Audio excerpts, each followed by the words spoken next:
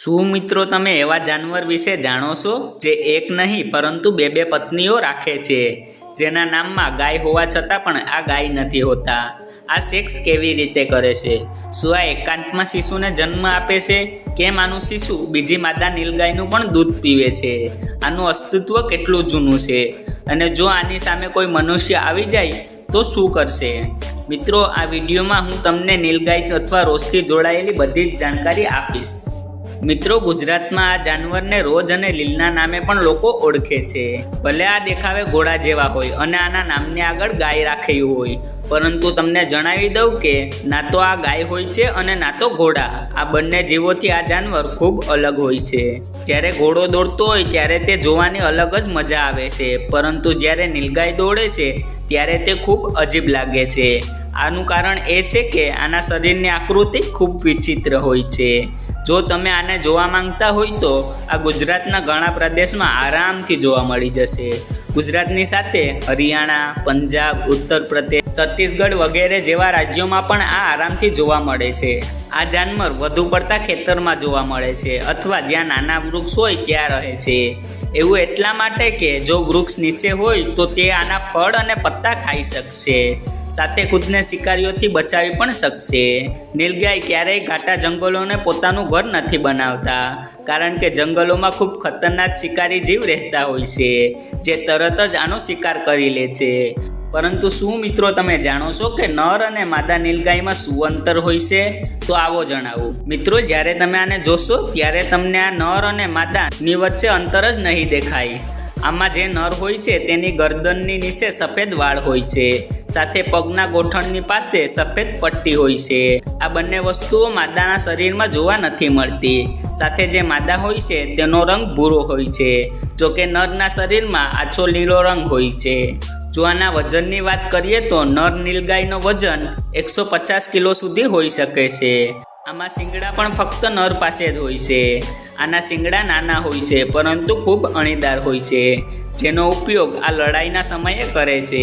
આની શારીરિક બનાવટ ખૂબ અલગ હોય છે, કારણ કે આના આગળના પગ પાછળના પગ કરતાં મોટા હોય છે, જેના કારણે આનો પાછળનો ભાગ ઝૂકેલો હોય છે.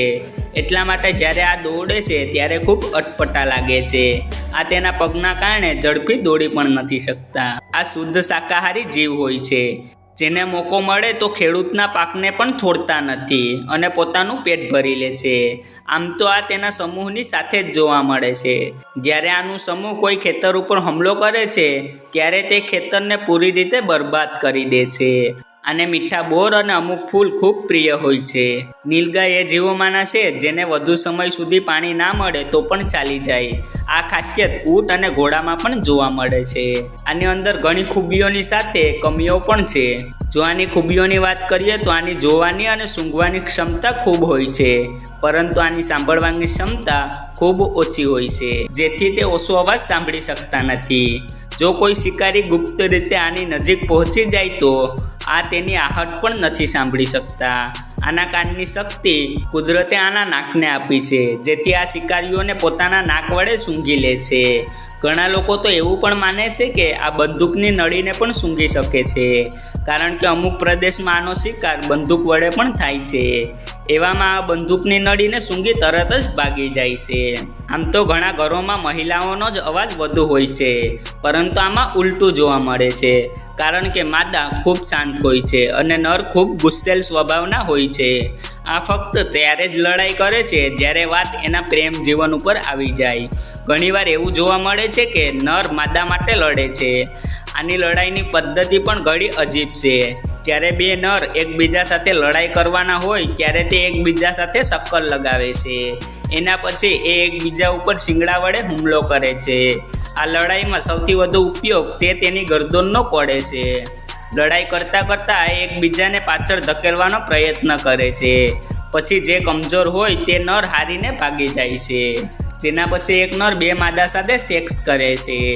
આમ તો નીલગાયનો અવાજ ખૂબ ઓછો સાંભળવા મળે છે, પરંતુ જ્યારે ક્યારેક માદાઓ બોલે છે તો તેનો અવાજ ભેંસના અવાજ જેવો લાગે છે. આ ગમે તે મહિનામાં સેક્સ કરી લે છે, પરંતુ માદા નવેમ્બરથી ફેબ્રુઆરીની વચ્ચે જ બાળકને જન્મ આપે છે. જ્યારે નરને તેના પિતા બનવાની ખબર પડે છે ત્યારે તે માદાને છોડીને ચાલ્યા જાય છે અને અલગ સમૂહમાં રહેવાનું ચાલુ કરી દે છે, જેમાં બધા નર જ રહેતા હોય છે. સાથે જે માદા ગર્ભવતી હોય છે તે માદાઓના સમૂહમાં જતી રહે છે. નર સમૂહમાં લગભગ 20 સભ્યો હોય છે, જોકે માદા સમૂહમાં 10 થી 12 સભ્યો હોય છે. જ્યારે માદા શિશુને જન્મ આપે છે ત્યારે બધી માદાઓ મળીને આ શિશુનું પાલન પોષણ કરે છે. સાથે એકબીજાના શિશુને દૂધ પણ પીવડાવે છે. નીલગાયથી સૌથી વધુ નુકસાન ખેડૂતોને થાય છે. આ જે પણ ખેતરમાં જાય છે એ ખેતરનો પાક પૂરી રીતે બરબાદ કરી દે છે. એ કારણ છે કે જ્યારે આ ખૂબ નુકસાન કરે છે ત્યારે સરકાર આના શિકારની મંજૂરી આપી દે છે.